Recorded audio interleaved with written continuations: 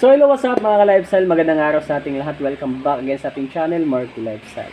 So for today's video, let's talk about online learning application. Alam ko kung bakit ka narito sa video na to dahil gusto mong malaman kung paano i-handle yung stress dala ng online learning application dahil nag-due ka na, mag-due pa lang, or nag-due na ng ilang days or ilang months. Pues mga ka-lifestyle, this video is for you. So all you have to do, tapusin mo tong video hanggang dulo dahil alam ko I guarantee mga ka-lifestyle, meron ka makukuhang idea kung paano mo i-handle yung stress dala ng online learning application. So by the way mga ka-lifestyle, huwag din naman po sanang masamain yung mga sinishare kong idea or opinion. Kasi lahat po ng mga sinishare ko dito is based on my experience. So again, disclaimer po muna, this video is not sponsored by any social media platform or online learning application platform. So until now mga ka-lifestyle, ang dami pa rin mga nagiging biktima ng online learning application. So paano ko nalaman? Nag-ikot-ikot ako sa lahat po ng mga social media na nagko-content about online learning application. I found out na napakaraming mga, especially sa mga comment section ng mga videos nila, maraming mga iba't ibang names nagtatanong kung paano ganyan, nagbibigay ng mga online learning application nila.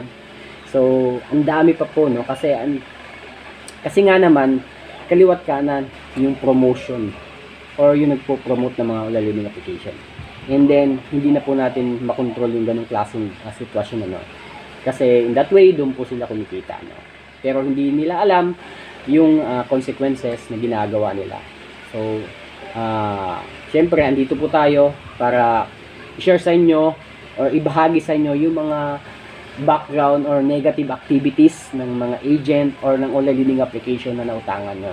Again, mga ka-lifestyle, kung may problema ka sa online lending application, nag-due ka na, wala ka ng pambayad, or ilang months ka na na-delay or hindi ka na nakapagbayad, huwag nyo masyadong isipin yan mga ka-lifestyle. Wala pong nakukulong sa utang. Again, pwede nyo pong balikan yan anytime pag meron na kayong sapat na pera.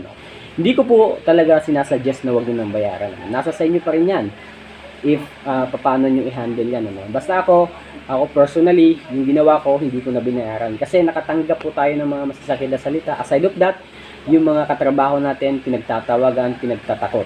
That's why, nakapag-decide ako na hindi na to bayaran. So, marami pang mga incident ang nangyari sa akin during struggle ko sa mga online learning application na sinishare ko sa inyo this time.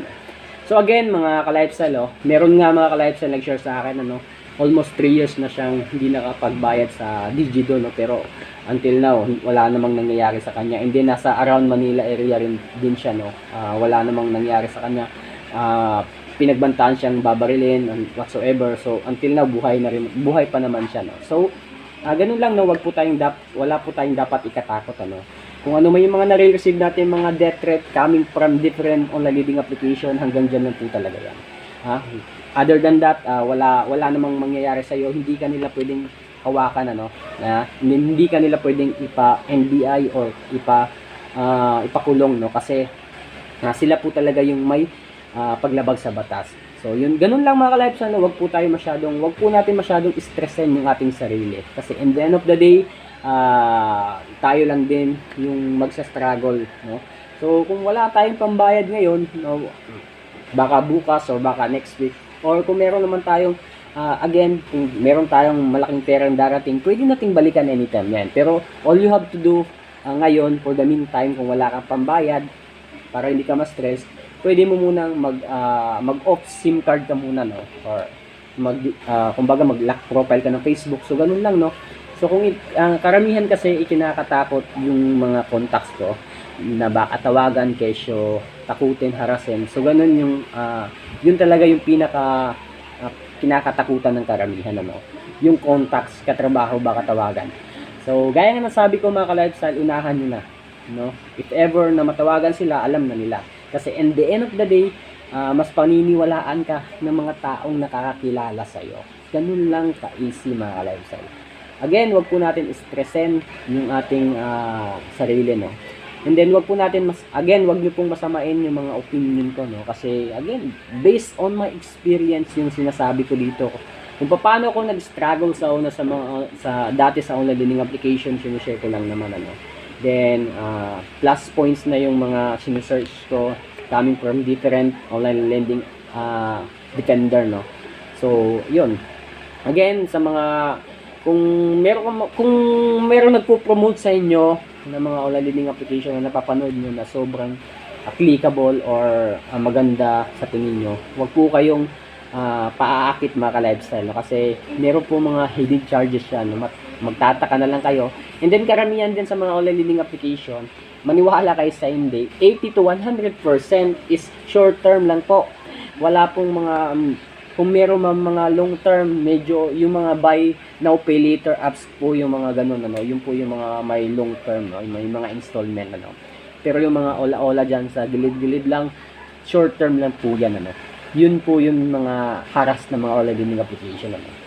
So yun, again, kung meron ka problema sa online lending application mga ka-lifestyle, laban lang po tayo, no? Kung wala ka pang bayad ngayon, for the meantime, off mo muna yung SIM card mo, mag-lock profile ka muna. Balikan mo lang yan pag meron ka ng pera. Ganun na ka-easy mga ka-lifestyle. Huwag po kayong matakot. Huwag po kayong matakot. Ipababaran kayo. Ganun kasi, yung ibang online lending application na nagbagong nagsisulputan sa Play Store, yun po yung pananakot nila. Yun po yung mga strategy nila ngayon. Ano? Ipapabaril, ipapabarang, kung ano-ano pa, no? Again, kung nasa provinces area ka naman, wala kang dapat ikatakot sa mga ganun visit ano. And then sa mga nagtatanong na eto si Peso Cash bibisit ba, si Digido bibisit ba, again, walang problema kung bumisita sila, no. Hindi naman yan mangyayari mga ka-lifestyle, kasi takot sila sa kanilang security. Hindi nila kilala personally yung taong bibisitahin nila. Baka barilin sila, batuhin sila, no? Pag pinuntahan nila yung taong may utang sa kanila, hindi nila kilala. So, dapat ganun yung mindset nyo. Walang bumibisita talaga, no? Yung bumibisita lang po talaga, again, yung home credit. Yan, legit po talaga na bumibisita sa home credit.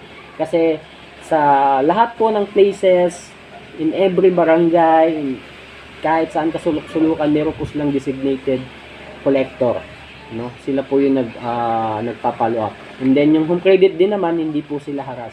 Tatawag lang po yan sila pag nag-due ka na talaga kung ano yung problema, no? Tatanungin ka lang. And then si Digido. Itong si Digido, ito lang din naman yung babalitaan natin na bumibisita, no?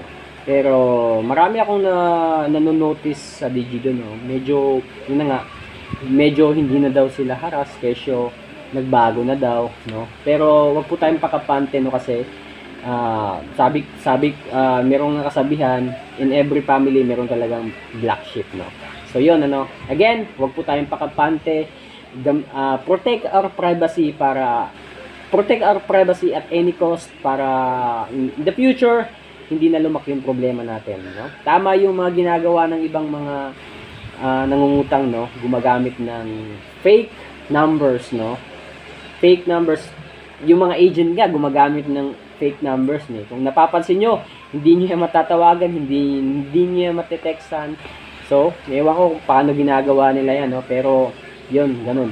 Kaya yung ibang mga borrowers nila na nagiging matalino na rin, pero sabi ko nga, no, not lahat ng Ola farmers na yun yung gumagawa, no. Meron din yung mga new borrowers, no, gumagamit ng ganung klaseng strategy, no. Namimeke ng ibang kunwari family nila yung contact number na ilalagay nila. So ganun, no. So walang masama doon, kasi pinoprotektahan lang nila yung kanilang privacy, no. So pera na lang doon sa mga meron talagang bad intention, no. So yun lang mga ka-lifestyle, no. Again, this is Marky Lifestyle. Kung bago ka pa lang sa aking channel, napadaan ka lang, please consider subscribing and then pakihit na rin yung notification bell nang sige mo notify po kayo sa susunod ng mga interesting video na i-upload po natin. God bless. Peace.